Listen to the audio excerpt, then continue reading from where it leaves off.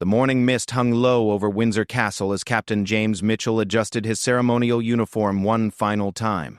23 years of service to the crown had taught him many things, but nothing had prepared him for what he was about to witness. The red plume on his bearskin cap caught the early sunlight as he took his position outside the Queen Consort's private chambers, where an unprecedented meeting was about to take place.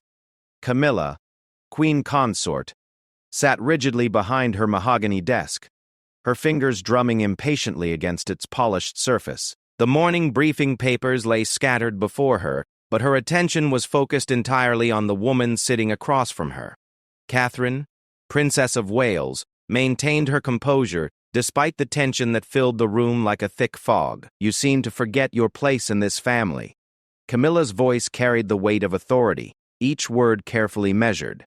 Her eyes, sharp as winter frost, never left Catherine's face. "The children's education is a matter that concerns the entire royal household, and decisions cannot be made unilaterally." Catherine's hands remained folded in her lap, her posture perfect despite the storm brewing around her. She had anticipated this confrontation for weeks, ever since she had quietly enrolled Prince George in additional tutoring sessions without seeking formal approval from the senior royals. The decision had been made out of love and concern for her eldest son's academic development, but in the complex web of royal protocol, such actions were seen as stepping outside established boundaries. "With respect, Your Majesty," Catherine replied, her voice steady but firm, "William and I believed it was in George's best interest. The additional mathematics tutoring will help prepare him for the challenges ahead." The Queen Consort's expression hardened. She rose from her chair with deliberate slowness, her silk dress rustling softly in the otherwise silent room.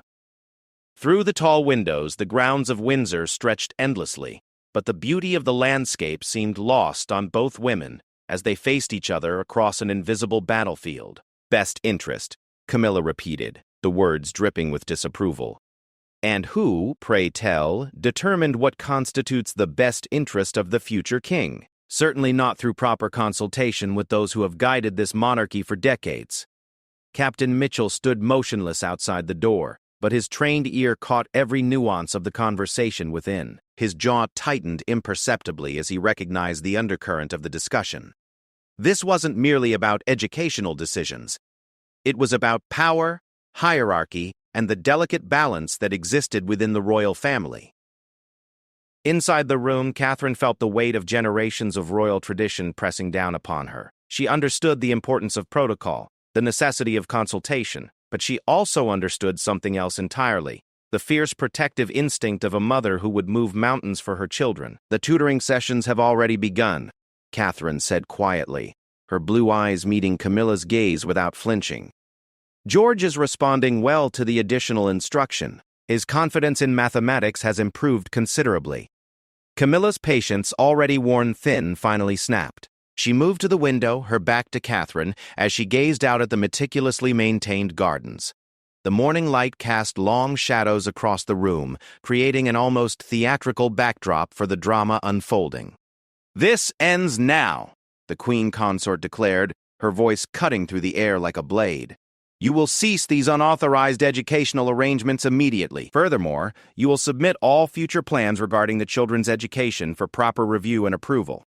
Catherine felt her heart racing, but her exterior remained calm. She had known this moment would come, had prepared herself for exactly this confrontation. The question now was whether she would yield to the pressure or stand firm in her convictions.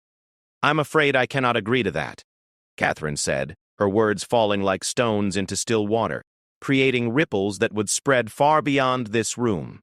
Captain Mitchell's eyes widened slightly as he heard Catherine's response. In all his years of service, he had rarely witnessed such direct defiance within the royal household. The protocols were clear, the hierarchies well established, yet here was the Princess of Wales, quietly but firmly refusing a direct order from the Queen Consort. Camilla turned slowly from the window, her face a mask of controlled fury. The morning light behind her created a silhouette that seemed to loom larger than life, casting her features in shadow. When she spoke, her voice was barely above a whisper, but it carried more menace than any shout could have managed. "I beg your pardon?" Catherine rose from her chair, matching Camilla's stance. Though she was younger and held a lower position in the royal hierarchy, there was something in her bearing that spoke of quiet strength and unwavering determination. She had spent years learning to navigate the treacherous waters of royal life, and she had discovered reserves of courage she never knew she possessed. "My children's education is not a matter of protocol," Catherine said, her voice growing stronger with each word. "It's a matter of providing them with the best possible preparation for their future roles. If that requires stepping outside traditional boundaries, then so be it." The room seemed to vibrate with tension as both women faced each other. Outside, the normal sounds of castle life continued. Guards changing shifts, staff members going about their duties, the distant sound of horses' hooves on cobblestones. But inside this room, time seemed suspended as two strong-willed women engaged in a battle of wills that would have far-reaching consequences. Camilla's voice, when it came, was ice cold. "You are making a grave error in judgment. This family operates on principles of respect, tradition, and proper consultation. Your behavior shows a complete disregard for these values." "My behavior shows a mother's love for her children," Catherine replied without hesitation. "And I will not apologize for that." Captain Mitchell felt a bead of perspiration form on his brow despite the cool morning air. He had witnessed many difficult moments during his career. This felt like a turning point, a moment when the very foundations of royal protocol were being challenged. Inside the room, Camilla moved closer to Catherine, her presence imposing and intimidating. Years of experience in royal circles had taught her how to use her authority effectively, and she employed every technique at her disposal. "Let me make myself perfectly clear," Camilla said, her words measured and precise. "You will cancel these tutoring arrangements immediately. You will issue a formal apology for this breach of protocol, and you will ensure that all future decisions regarding the children's education are made through proper channels." Catherine's response came without hesitation, and it was delivered with a quiet dignity that somehow made it more powerful than any dramatic declaration. "No." The single word hung in the air between them like a challenge. Captain Mitchell, despite his years of training in remaining impassive, felt his heart rate increase. He had never heard anyone refuse a direct order from the Queen Consort so simply and so completely. Camilla's composure finally cracked, revealing the anger that had been building throughout the conversation. Her face flushed with indignation as she struggled to process what she had just heard. In her world, refusal was not an option. Hierarchical was everything, and challenges to authority were met with swift and decisive action. "You forget yourself," Camilla hissed, her carefully maintained royal demeanor slipping for just a moment. "You forget who you are speaking to and what your position truly means." Catherine remained standing, her posture perfect, her gaze steady. She had crossed the Rubicon now, and there was no going back. The weight of her decision settled on her shoulders, but rather than feeling crushed, she felt liberated. For too long she had bent to accommodate others' expectations, had swallowed her own instincts in favor of maintaining peace. "I know exactly who I am speaking to," Catherine replied, her voice carrying a new note of steel. "And I know exactly what my position means. It means being a mother first and everything else second." The confrontation might have continued indefinitely, but it was interrupted by a soft knock at the door. Both women froze, suddenly aware that their private battle was about to become public knowledge. Camilla's training took over as she quickly composed herself, smoothing her dress and arranging her features into a more neutral expression. "Enter," she called, her voice betraying none of the turmoil of the previous moments. Captain Mitchell opened the door and stepped inside, his bearing formal and professional. His eyes took in the scene before him, two women standing on opposite sides of the room like generals on a battlefield, the air thick with unresolved tension. "Your Majesty," he addressed Camilla with a respectful bow, "Prince William has arrived and is requesting an audience with the Princess of Wales." Catherine felt a surge of relief at the mention of her husband's name. William's arrival would provide her with an ally, someone who shared her concerns about their children's welfare, and who understood the impossible position she had been placed in. Camilla's jaw tightened almost imperceptibly. William's presence would complicate matters significantly. As the heir to the throne, his voice carried considerable weight, and she knew that he would likely support his wife's position regardless of protocol concerns. "Send him in," Camilla said after a moment's hesitation. As Captain Mitchell withdrew to fetch Prince William, the two women remained locked in their silent standoff. The arrival of the prince would mark a new phase in this confrontation, one that would test loyalties and challenge the established order in ways that none of them could have anticipated. Catherine used the brief respite to gather her thoughts and prepare for what was to come. She knew that William's arrival would force Camilla to be more careful in her approach, but it would also escalate the situation to a level that would be difficult to contain. The quiet rebellion that had begun as a mother's concern for her child's education was about to become something much larger and more significant. Camilla, meanwhile, was rapidly calculating her next moves. The confrontation with Catherine had not gone as planned. She had expected swift capitulation, an immediate return to proper protocol. Instead, she had encountered unexpected resistance that threatened to undermine her authority in ways she had not anticipated. The sound of approaching footsteps in the corridor outside signaled William's imminent arrival. Both women straightened their postures, preparing to present composed facades while internally bracing for the next round of what had become an unavoidable conflict. Captain Mitchell reappeared in the doorway, his expression carefully neutral, despite the undercurrents he could feel swirling around the room. "His Royal Highness Prince William," he announced formally. As William entered the room, Captain Mitchell caught a glimpse of the prince's expression, concerned, alert, and clearly aware that he was walking into a situation fraught with tension. The captain stepped back, closing the door behind him, but his mind was already racing with the implications of what he had witnessed. Standing once again at his post outside the Queen Consort's chambers, Captain Mitchell reflected on the extraordinary scene he had just observed. In 23 years of service, he had learned to read the subtle signs of royal displeasure, the carefully modulated tones that conveyed authority and expectation. But what he had witnessed today was something entirely different, a direct challenge to the established order that could have consequences far beyond this single confrontation. The muffled sounds of conversation continued from within the room. But now there were 3 voices instead of 2. Captain Mitchell found himself in an unprecedented position, a witness to what might prove to be a pivotal moment in royal history. His training told him to remain impassive, to treat what he had seen and heard as confidential royal business. But another part of him, the part that had watched Catherine grow into her role as Princess of Wales, the part that had seen her genuine care for her children, felt a stirring of something that he had never experienced in his long career of service. As the morning wore on and the shadows shifted across the stone floor of the corridor, Captain Mitchell stood his post, knowing that whatever was being decided in that room would ripple outward through the royal household and beyond. The bold act of defiance he had witnessed was more than just a disagreement about educational policy. It was a statement about priorities, about the balance between duty and love, about the courage required to stand up for one's convictions even in the face of overwhelming pressure.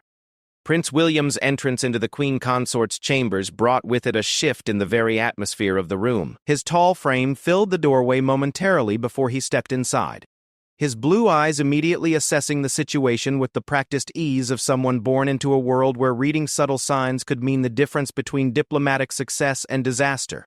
Captain Mitchell, still positioned outside the door, noted the change in tension even from his post.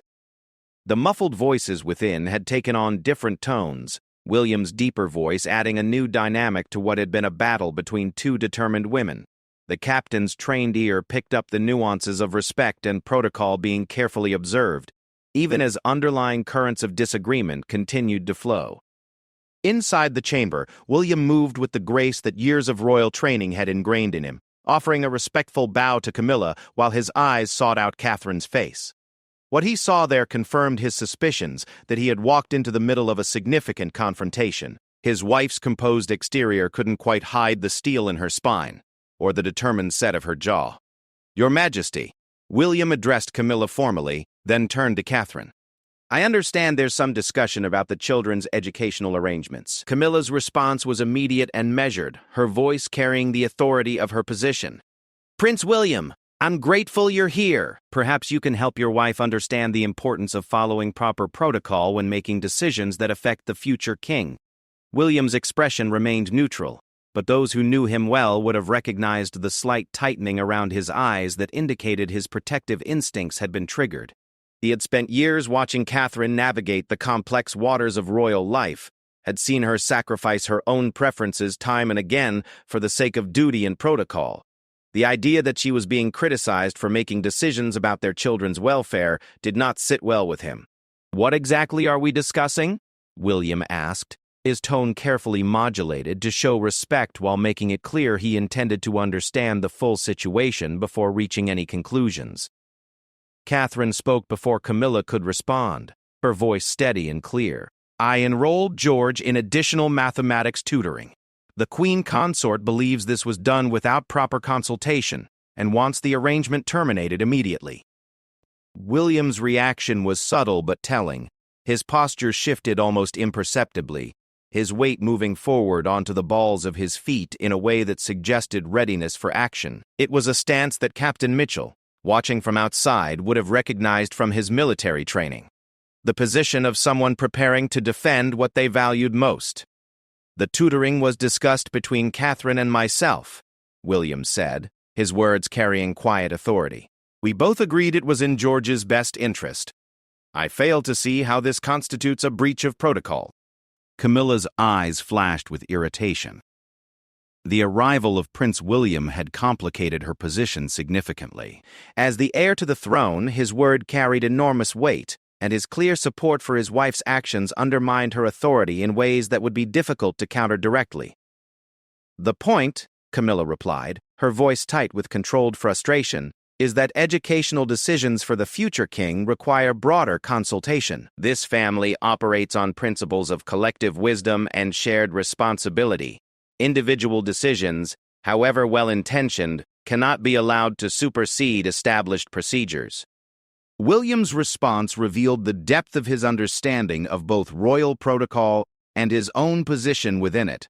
"With respect, Your Majesty, Catherine and I are George's parents. While we value input from the family, the ultimate responsibility for our children's welfare rests with us." The room seemed to crackle with tension as the implications of William's words sank in. He was not simply supporting his wife's decision. He was asserting parental authority in a way that challenged the traditional hierarchical structure of royal decision-making. It was a bold move that would have far-reaching consequences for how family matters were handled going forward. Captain Mitchell, though unable to see the expressions on the participants' faces, could sense the escalating nature of the confrontation through the subtle changes in voice patterns and the longer pauses between exchanges. His years of experience had taught him to recognize when diplomatic conversations were approaching critical junctures, and every instinct told him that this discussion was reaching such a moment. Camilla rose from behind her desk, using her full authority and presence to maximum effect. Her years of experience in royal circles had taught her when to employ formal authority and when to rely on more subtle persuasion. This situation clearly called for the former. "Prince William," she said, her voice carrying the weight of royal tradition, "your position as heir to the throne comes with responsibilities that extend beyond your role as a father. The decisions you and Catherine make regarding your children affect not just your family, but the future of the monarchy itself. This cannot be treated lightly." William's response surprised everyone in the room, including Catherine, who had expected him to employ the diplomatic skills that had served him well throughout his life. Instead, he chose directness over diplomacy, passion over protocol. "Our children are not symbols or institutions," William said, his voice rising slightly for the first time. "They are human beings with individual needs and potential. If providing George with additional academic support helps him develop the skills he'll need for his future role, then that's exactly what we'll do, regardless of who finds it inconvenient or inappropriate." The silence that followed was profound. Captain Mitchell felt his heart rate increase as he processed what he had just heard. Prince William had not merely disagreed with the Queen Consort. He had essentially told her that he would prioritize his children's needs over royal protocol when the two came into conflict. Inside the room, Camilla struggled to process this unexpected development. She had anticipated that William might support his wife's decision, but she had not expected such a forceful declaration of independence from established procedures. The implications were staggering. If the heir to the throne felt free to ignore protocol when it suited him, what did that mean for the carefully maintained structure that held the monarchy together? Catherine watched her husband with a mixture of pride and concern. She had hoped for his support, but she hadn't wanted him to damage his own position within the family by taking such a strong stance. Yet seeing him stand up not just for their decision but for their right as parents to make such decisions filled her with a warmth that had nothing to do with the formal protocols that governed their public lives. "William," Catherine said softly, her voice carrying both gratitude and caution, "perhaps we can find a middle ground that addresses everyone's concerns." But William was not in a mood for compromise. The protective instincts that had been building throughout the conversation had reached a tipping point, and he was no longer willing to subordinate his family's needs to institutional expectations. "No, Catherine," he said, turning to face his wife with an expression of determined resolve. "We've compromised enough. We've bent over backwards to accommodate every tradition, every expectation, every protocol. But when it comes to our children's education and development, we draw the line here." Camilla's composure finally cracked, revealing the depth of her frustration and concern. The careful control she had maintained throughout the confrontation gave way to genuine alarm as she realized the broader implications of what was unfolding. "You don't understand what you're doing," she said, her voice urgent now rather than authoritative. "This isn't just about one tutoring arrangement. This is about setting a precedent that could undermine everything we've worked to maintain. If you can simply ignore consultation protocols when they don't suit you, what's to stop others from doing the same?" William's response was immediate and unwavering. "Others aren't responsible for raising the future king. We are. And we'll do whatever we believe is necessary to prepare our children for their roles, whether that fits neatly into established procedures or not." Captain Mitchell found himself in an extraordinary position. His duty was to protect the royal family, but what happened when members of that family were in fundamental disagreement with each other? His loyalty was to the crown, but the crown was represented by people who were currently engaged in what amounted to an institutional crisis. The conversation within the chamber had reached a critical juncture. Years of careful protocol and established hierarchy were being challenged in ways that would have seemed unthinkable just hours earlier. Captain Mitchell realized that he was witnessing something that would likely be remembered as a turning point in royal history, the moment when the new generation began to assert its independence from the old. Inside the room, the three participants seemed to recognize simultaneously that they had crossed into territory from which there might be no easy return. The educational arrangement that had sparked the confrontation had become secondary to larger questions about authority, autonomy, and the evolving nature of royal responsibility. Camilla made one final attempt to restore order to the situation. "I am asking you both, for the sake of family unity and institutional stability, to reconsider your position.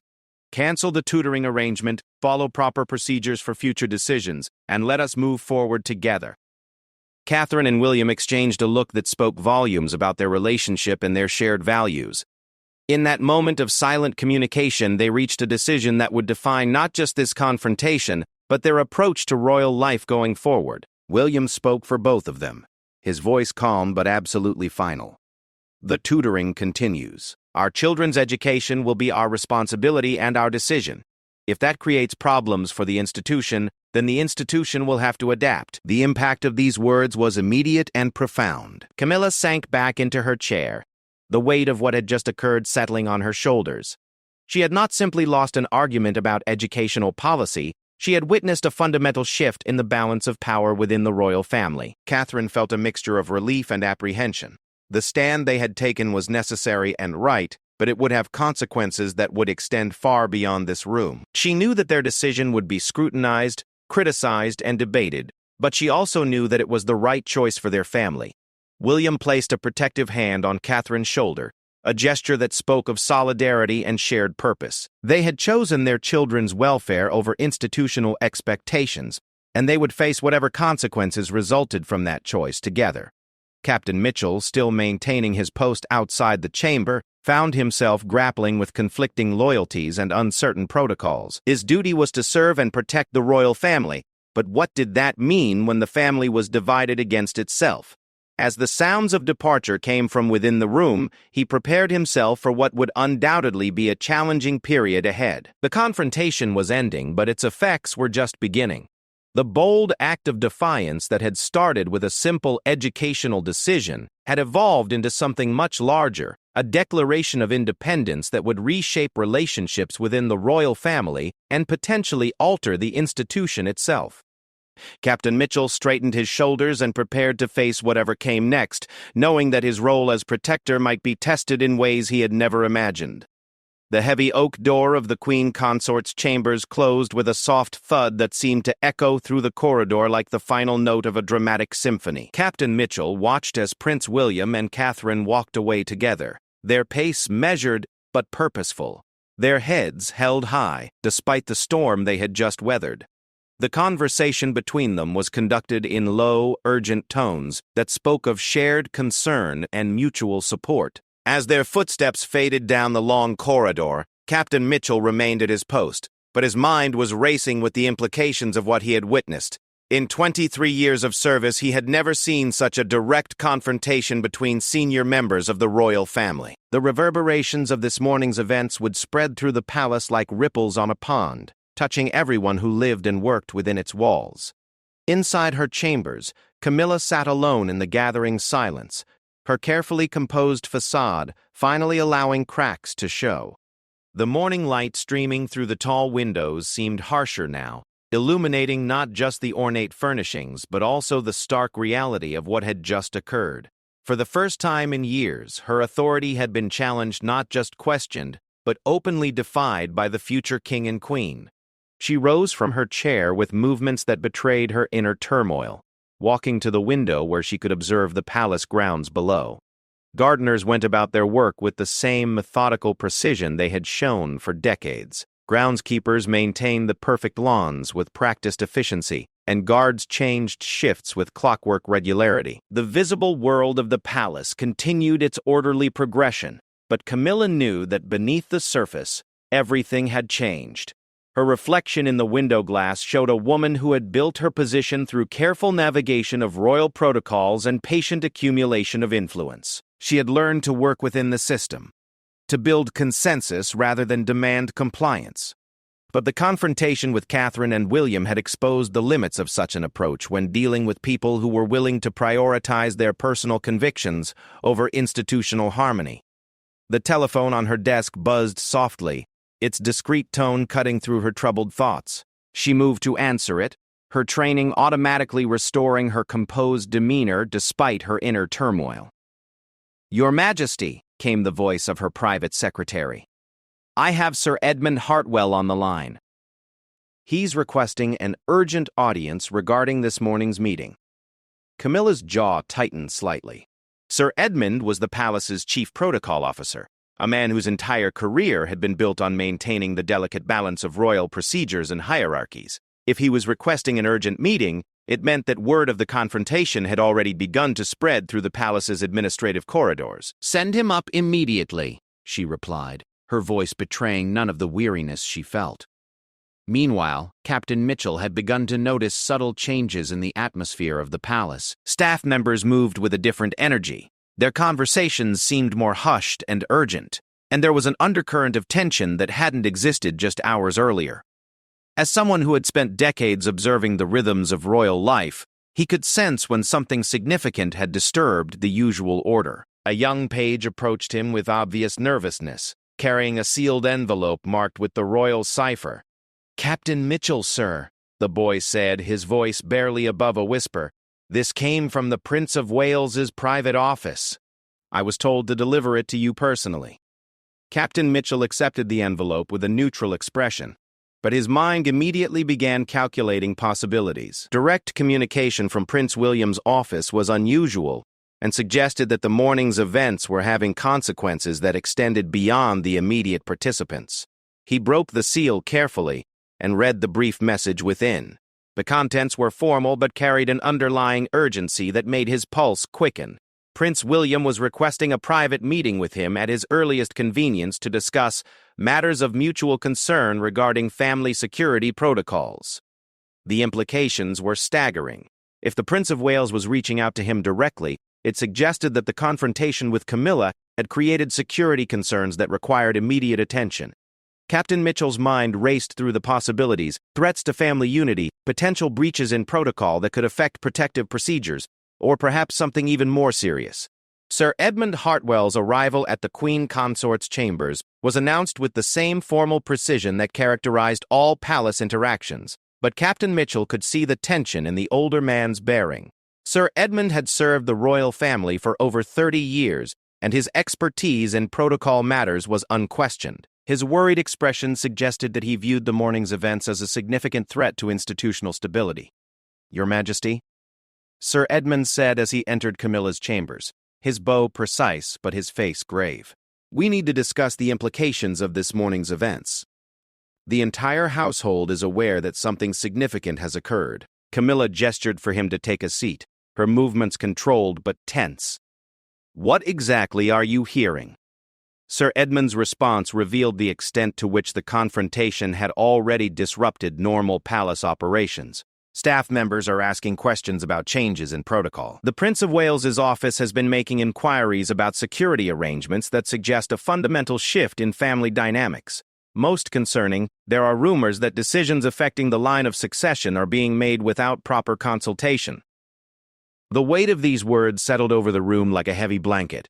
What had begun as a disagreement about educational arrangements had evolved into something that threatened the very foundations of royal institutional structure.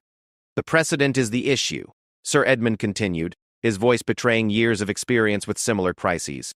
"If the heir to the throne can simply disregard established consultation protocols when they don't suit his purposes, it raises questions about the entire framework that governs royal decision-making."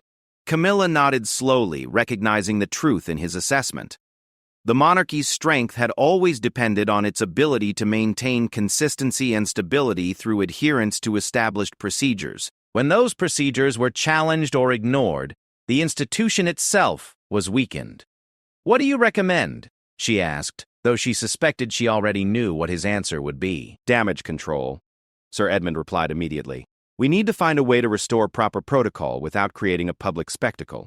The last thing the monarchy needs is a visible rift between senior family members." Their conversation was interrupted by Captain Mitchell's discreet knock at the door. Both occupants of the room turned toward the sound with expressions of surprise and concern. Protocol dictated that the captain would not interrupt unless the matter was urgent. "Enter," Camilla called, her voice carefully controlled. Captain Mitchell stepped into the room with his usual professional bearing, but those who knew him well would have noticed the subtle signs of internal conflict in his posture and expression. He had reached a decision that would test every principle of loyalty and duty he had held dear throughout his career. "Your Majesty, Sir Edmund," he said, offering appropriate acknowledgments to both.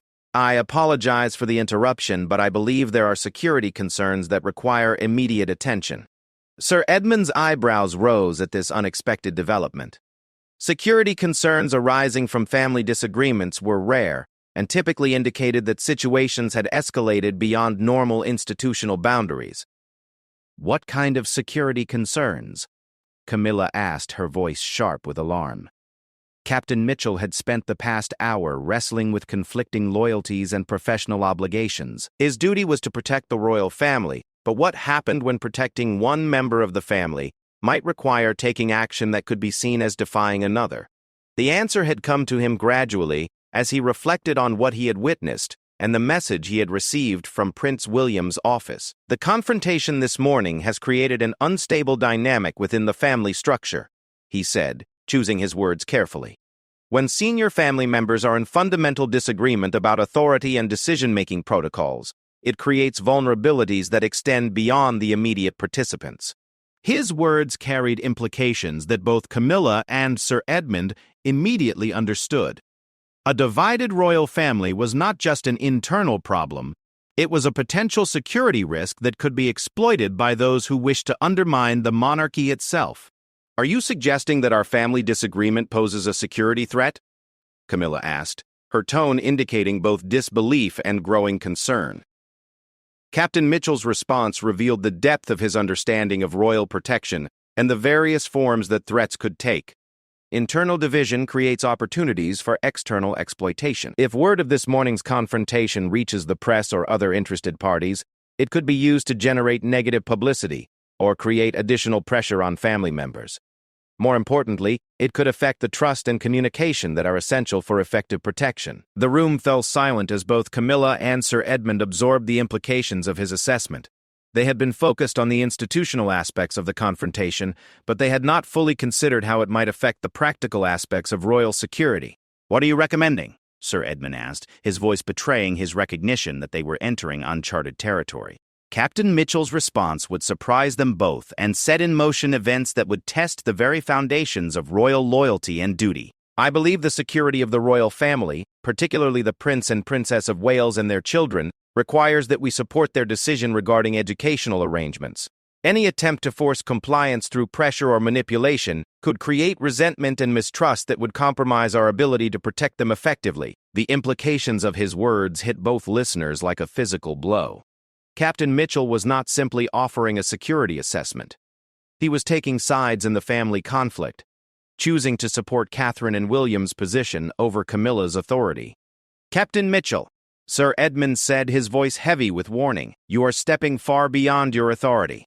Security concerns do not give you the right to involve yourself in family policy decisions."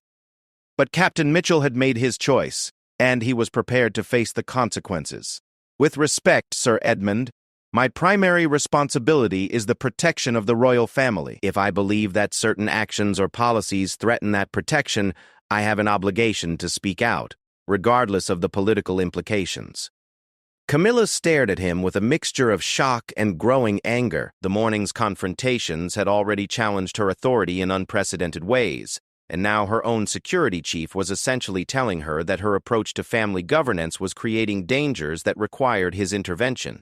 "You are overstepping your bounds in ways that are completely unacceptable," she said, her voice tight with controlled fury. "Your role is to implement security measures, not to make policy decisions or choose sides in family matters."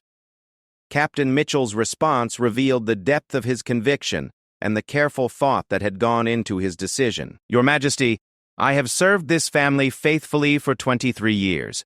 Everything I have done has been motivated by loyalty to the crown and dedication to the protection of the royal family. Today, those principles require me to support the Prince and Princess of Wales in their decision to prioritize their children's welfare over institutional protocol." The room seemed to vibrate with tension as the full scope of what was happening became clear. This was no longer just about educational arrangements or family disagreements. It had become a fundamental test of where loyalties lay when tradition and personal conviction came into conflict. Sir Edmund recognized the gravity of the situation and attempted to restore some semblance of order. "Perhaps we should all take some time to consider the implications of these developments before taking any irreversible actions." But Captain Mitchell shook his head, his expression resolute. "The Prince of Wales has requested a meeting with me to discuss security arrangements. I intend to honor that request and provide him with my full support. The protection of his family requires that we respect their authority as parents and support their decisions regarding their children's welfare." With that declaration, Captain Mitchell offered a formal bow to both Camilla and Sir Edmund, then turned and walked toward the door. His footsteps echoed in the silent room as he made his way out, leaving behind two people who were struggling to comprehend how dramatically their world had changed in the space of a single morning. As the door closed behind him, Captain Mitchell felt a mixture of relief and apprehension. He had made his choice and taken his stand, but he knew that the consequences would be far-reaching and potentially devastating for his career. Yet as he thought about Catherine's quiet dignity in the face of pressure, and William's fierce protection of his family's autonomy, he felt certain that he had chosen correctly. The palace corridors stretched before him as he made his way toward his meeting with Prince William, knowing that every step was taking him further from the safe predictability of established protocol and deeper into uncharted territory where loyalty and conviction would be tested in ways he had never imagined. The private study of Prince William was a sanctuary of understated elegance, its walls lined with books that spoke of both historical significance and personal interest. Ancient leather-bound volumes sat alongside contemporary works on leadership and modern monarchy, creating a visual representation of the balance between tradition and progress that defined his approach to royal duty. As Captain Mitchell entered this private space, he felt the weight of the moment settling on his shoulders like a mantle of responsibility. William stood by the tall windows overlooking the palace gardens, his silhouette framed against the afternoon light that filtered through the ancient glass. When he turned to greet Captain Mitchell, his expression revealed the strain of the morning's confrontations, but also a steely determination that spoke of decisions made and consequences accepted. "Captain Mitchell," William said, extending his hand in greeting. "Thank you for coming so promptly. Please, sit down. We have much to discuss." The formality of the gesture did not disguise the underlying warmth of William's manner, nor the respect he clearly held for the man who had dedicated his career to protecting the royal family. Captain Mitchell accepted the offered seat, noting how the prince had chosen to arrange the furniture in a way that suggested collaboration rather than hierarchy. "Your Highness," Captain Mitchell began, "I want you to know that my actions this afternoon were based solely on my assessment of what would best serve the security interests of your family." William nodded slowly, his expression indicating that he understood the significance of what his security chief had done. "I'm aware of the conversation you had with the Queen Consort. Word travels quickly in this place, and I imagine your decision to support our position has created quite a stir." The understatement in his words carried a note of dry humor that helped ease some of the tension in the room. Both men understood that Captain Mitchell's public support for their educational decision had sent shockwaves through the palace hierarchy that would continue to reverberate for days or even weeks to come. "I've been thinking about our situation," William continued, moving to take the seat opposite Captain Mitchell. The confrontation this morning was about more than just George's tutoring. It was about fundamental questions of authority, autonomy, and the direction this institution will take in the years ahead. Captain Mitchell leaned forward slightly, his attention fully focused on the prince's words. His years of experience had taught him to recognize when conversations were moving beyond immediate tactical concerns toward broader strategic considerations. The monarchy has survived for over 1,000 years because it has found ways to adapt to changing circumstances while maintaining its essential character, William said, his voice taking on the measured tones of someone who had given considerable thought to these issues. But adaptation requires the courage to challenge established practices when they no longer serve their intended purpose. The weight of these words was not lost on Captain Mitchell. The Prince of Wales was articulating a philosophy of leadership that would inevitably bring him into conflict with those who preferred the safety and predictability of traditional approaches. As someone responsible for protecting the royal family, Captain Mitchell recognized that such conflicts could create both opportunities and vulnerabilities. "Your Highness," he said carefully, "if you're suggesting that this morning's events are part of a broader pattern of institutional evolution, then we need to consider the security implications of that evolution very carefully." William's response revealed the depth of his understanding of the challenges he faced. Exactly. Change always creates resistance, and resistance can take many forms. Some will be open and legitimate, like Sir Edmund's concerns about protocol. Others may be more subtle, more personal, and potentially more damaging. The conversation was interrupted by a soft knock at the study door. William called for the visitor to enter, and Catherine appeared in the doorway, her expression showing both fatigue and resolve. She had changed from her formal morning attire into more casual clothing, but her bearing still carried the unmistakable dignity that had served her so well throughout her years as a member of the royal family. "I hope I'm not interrupting," she said, glancing between the two men with an expression that suggested she was well aware of the significance of their meeting. "Not at all," William replied, rising to greet his wife. "Captain Mitchell and I were discussing the implications of this morning's events. Your perspective would be valuable." Catherine took the offered seat, and Captain Mitchell was struck by the change in her demeanor since the confrontation with Camilla. The quiet steel that had been evident during that difficult conversation remained, but it was now tempered by something that looked very much like relief. The burden of standing alone against institutional pressure had been lifted by the support of her husband and, now, her security chief. "I want to thank you, Captain Mitchell," she said, her words carrying genuine warmth. "I know that your support this afternoon came at considerable personal cost. The fact that you were willing to take that risk for our family means more than you can know."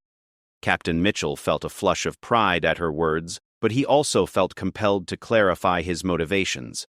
"Your Royal Highness, my decision was based on my professional assessment of what would best serve the security needs of your family. Supporting parents who are making thoughtful decisions about their children's welfare seemed to be the most effective way to maintain the trust and cooperation that are essential for effective protection." William exchanged a meaningful look with Catherine before responding. "Your assessment was correct, Captain.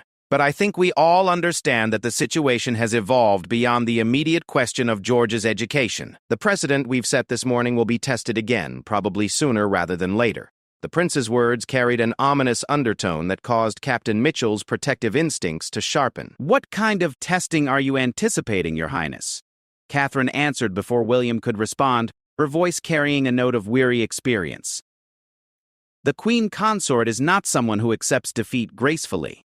This morning's confrontation was just the opening move in what could become a prolonged struggle for influence and control within the family structure."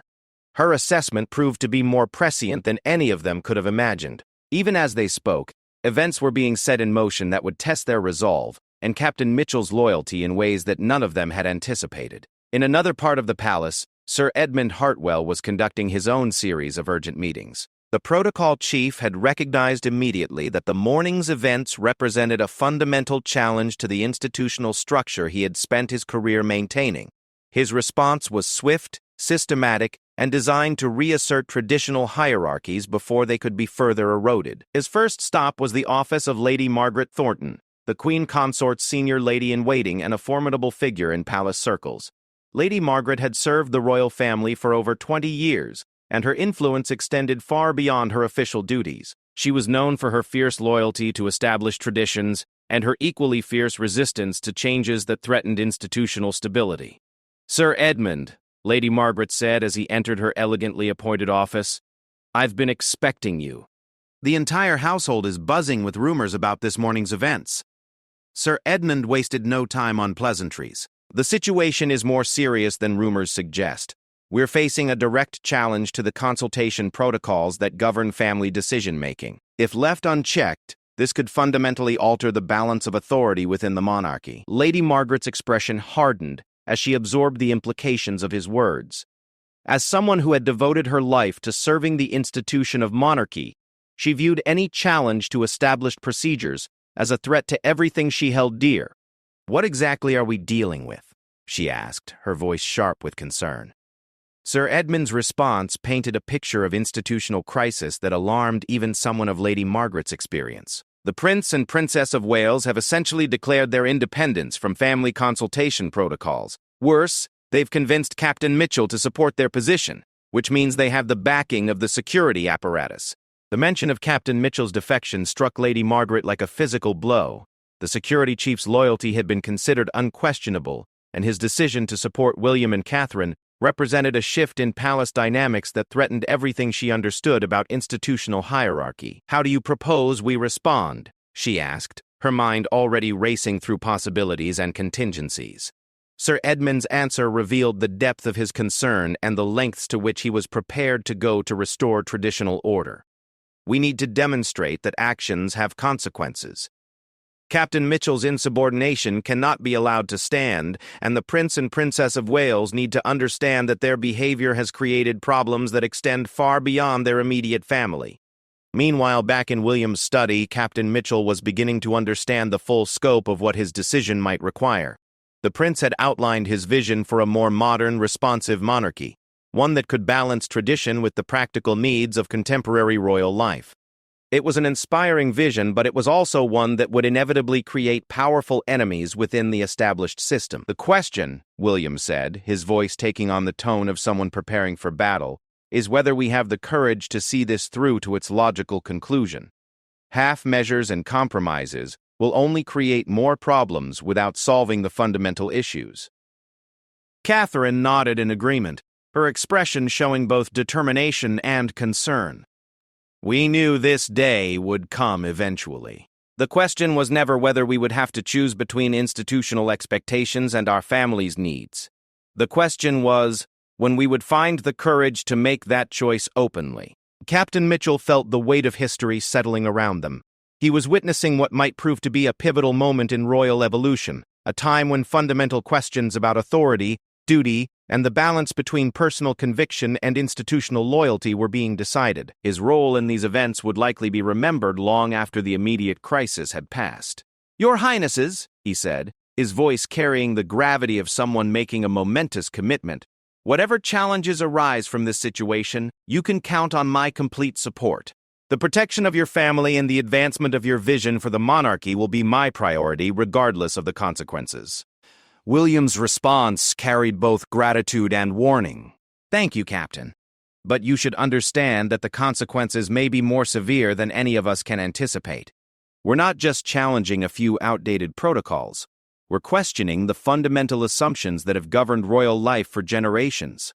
As if summoned by his words, another soft knock at the study door announced the arrival of an unexpected visitor. William called for them to enter, and all three occupants of the room turned toward the doorway with expressions of surprise and growing concern. The figure who appeared in the doorway would bring news that would test their resolve and force them to confront the reality that their bold stand for family autonomy had indeed triggered the institutional crisis they had feared. The afternoon's revelations would prove that their decision to defy Camilla's orders had set in motion forces that would require all of their courage and commitment to navigate successfully. Captain Mitchell straightened in his chair, his protective instincts automatically engaging as he prepared to face whatever new challenge was about to emerge. The bold act that had begun with a simple educational decision was about to enter its most dangerous phase, where personal loyalties and institutional pressures would collide with potentially explosive results. The figure who entered Prince William's study was James Peterson, the palace's head of communications, and his expression carried the weight of impending crisis. His usually immaculate appearance showed signs of strain, and the folder clutched in his hands suggested that the afternoon's revelations were about to take a decidedly serious turn. "Your Highness," Peterson said, offering a hasty bow before continuing, "we have a significant problem. The morning's events have already reached certain members of the press, and there are indications that a story is being prepared for publication." The silence that followed his announcement was deafening. All three occupants of the room understood immediately that their private family conflict was about to become public spectacle, with all the devastating consequences that such exposure could bring.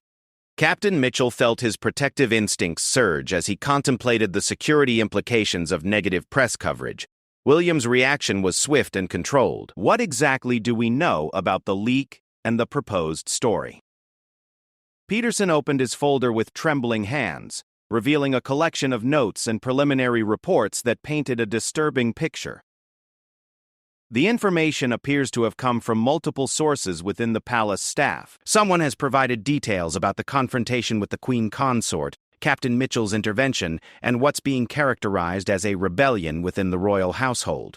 Catherine felt her heart sink as she absorbed the implications. A story about royal family discord would not only damage their own reputations but could potentially undermine public confidence in the monarchy itself.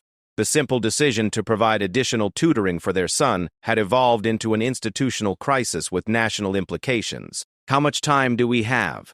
William asked, his mind already racing through potential responses and damage control measures. Peterson's answer confirmed their worst fears. Hours, perhaps less. The story is scheduled for the evening edition, and our normal channels for managing press relations have proven ineffective. It appears that this particular journalist is not interested in our perspective or in presenting a balanced view of the events.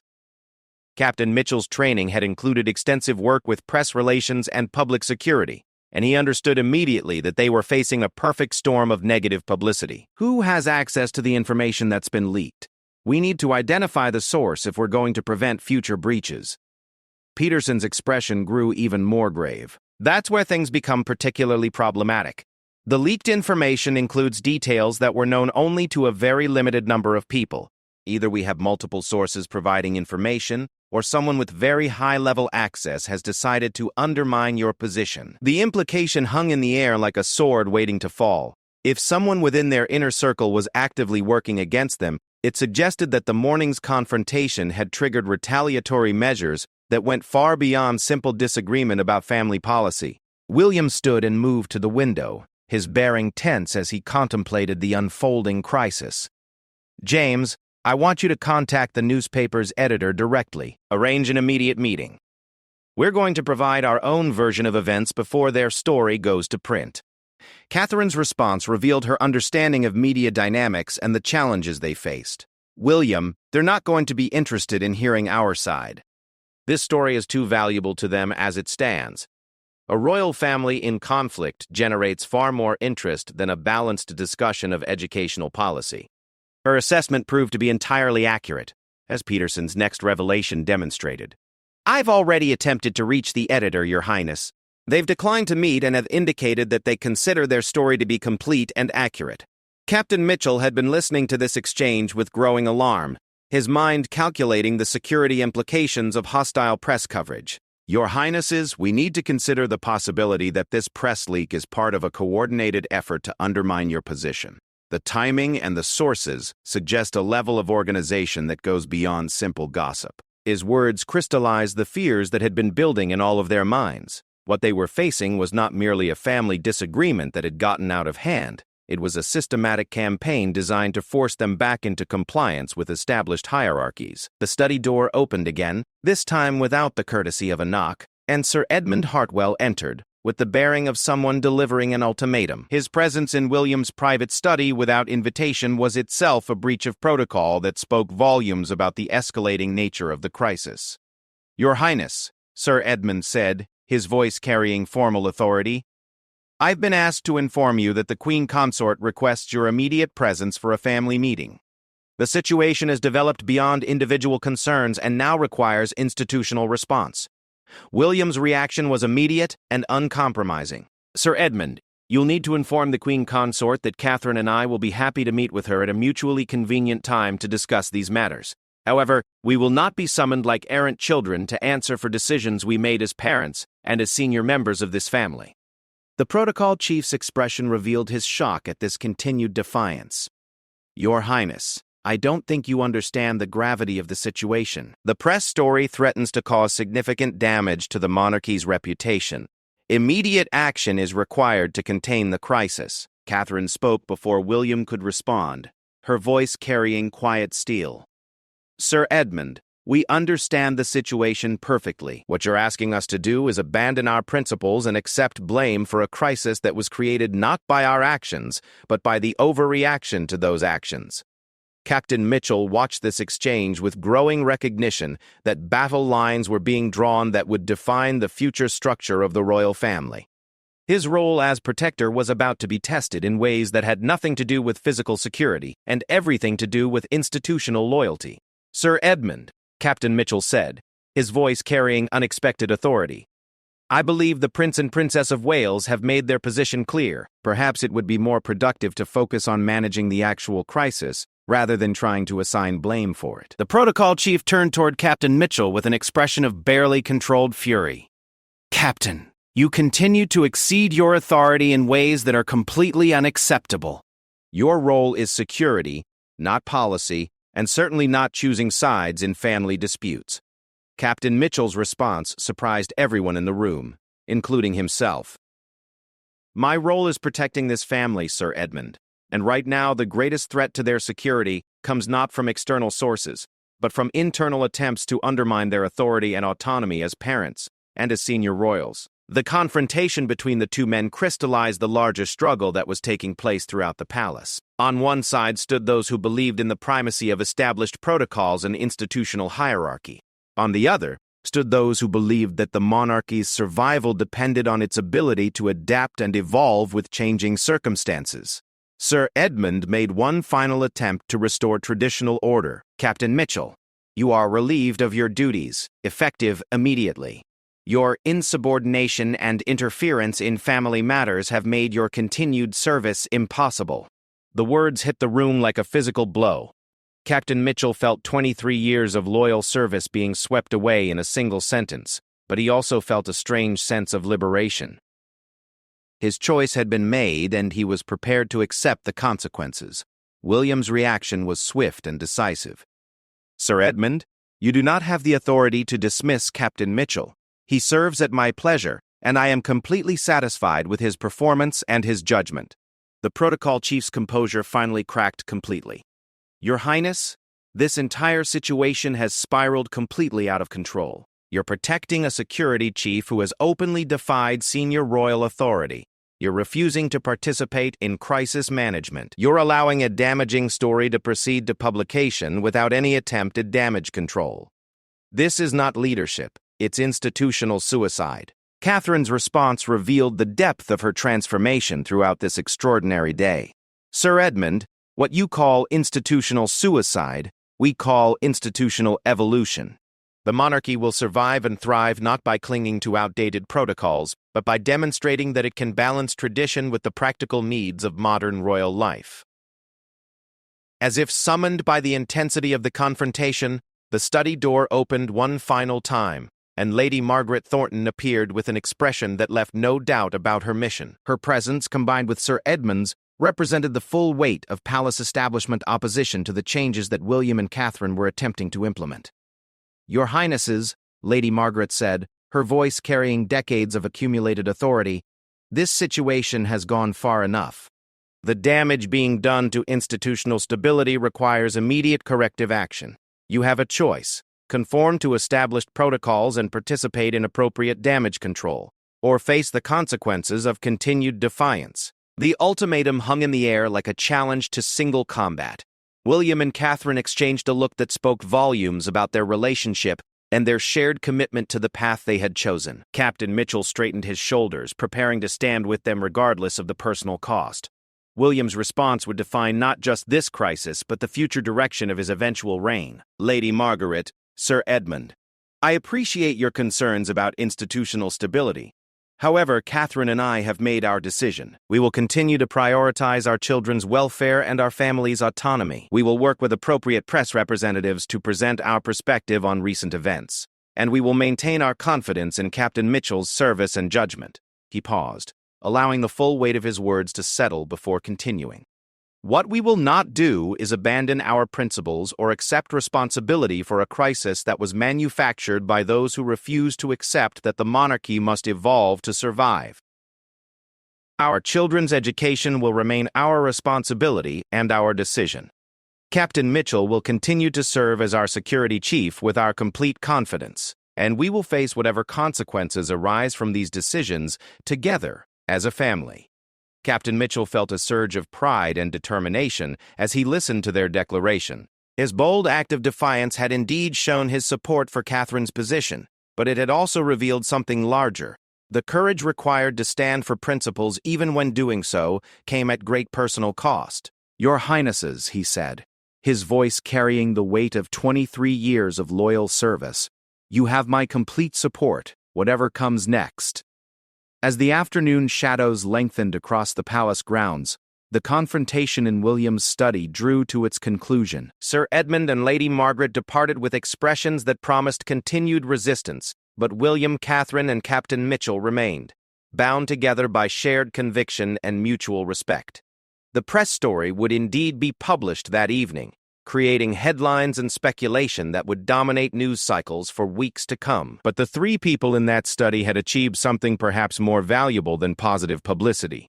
They had demonstrated that principles could triumph over politics, that courage could overcome convention, and that sometimes the greatest act of loyalty to an institution was the willingness to challenge it when it lost sight of its true purpose. Captain Mitchell's bold act for Catherine had indeed defied Camilla's orders, but it had also revealed the strength that came from choosing conviction over convenience. As they prepared to face the storms ahead, they did so with the knowledge that they had chosen correctly, regardless of the cost.